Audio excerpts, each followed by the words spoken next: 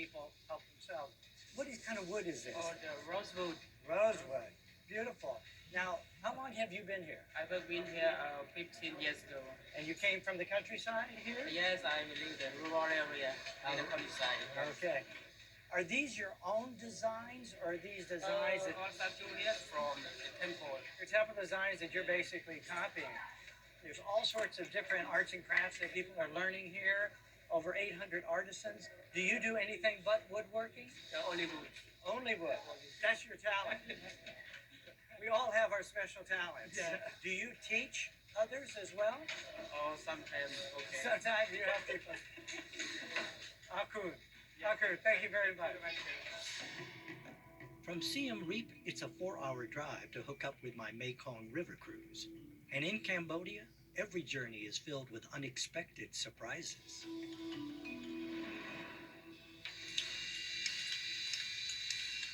It's been determined that some of the earliest wats and temples and religious monuments of Angkor date back to 800 AD. And they are monumental, majestic, huge. And yet, it's the small, intricate, beautiful carvings that you see inside those temples and on those walls that really does capture your attention. That work is still being done today. This whole village is devoted to the cutting and the carving of stone. Look at the work on the back of this naga, the many-headed serpent. On the road from Siem Reap to our rendezvous with the Mekong River, there are a number of interesting sights along the way. One of them is this stone bridge from the 12th century. If it looks recognizable, it's because the stone used here is the same stone they used in the Wats and temples of Angkor. And also, it's said that this was one of the benevolent infrastructure improvements done during the reign of King Jayawarman VII, who we met in Angkor Thom.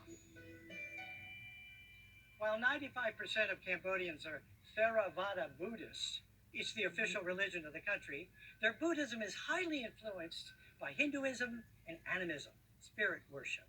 You'll see spirit houses all over the country, homes and at businesses. The thought being that when the home or business was built, the resident land spirits were disturbed. They need a new place to live.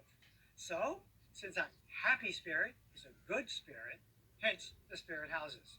In Cambodian Chinese communities, you'll see 2 houses, one for the spirits and one for the ancestors.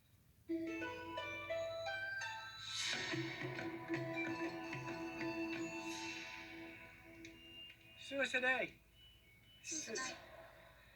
This is sticky rice, just one of the 20, almost 2 dozen varieties of rice they have in Cambodia.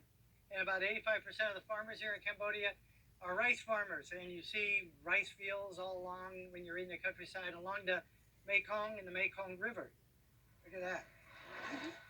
So as you're traveling from Siem Reap, and if you ever need for a snack, there's always rice. Born in the Tibetan highlands, the Mekong River flows for 2,700 miles through 6 countries on the way to the South China Sea. Although it's not the longest river in the world, more than 60 million people depend on it for their food, transportation, and livelihood. Up to a mile wide, it makes its way through Cambodia for 300 miles. Vietnam is called Kulong, 9 Dragons River, because of its tributaries, which together form the expansive Mekong Delta. The ship and its stops along the river give me access to Cambodian life, from the spiritual to the tragic and everything in between. I'm in Wat Hache, overlooking the Mekong River. Beautiful views of the river from here. This is an historic place. There are structures here that have been here since the 7th century. In Cambodia, this would be called a pagoda. It has 3 important elements: a place where monks can live, a place where monks can pray, and a place where monks can dine. We might think of it as a monastery. And if you were visiting a Buddhist monastery, you would really want to speak to a Buddhist monk. in Cambodia, the monk community has been very important. They were activists during the Pol Pot genocide. Many monks were persecuted and killed. What is the role of the monk community today?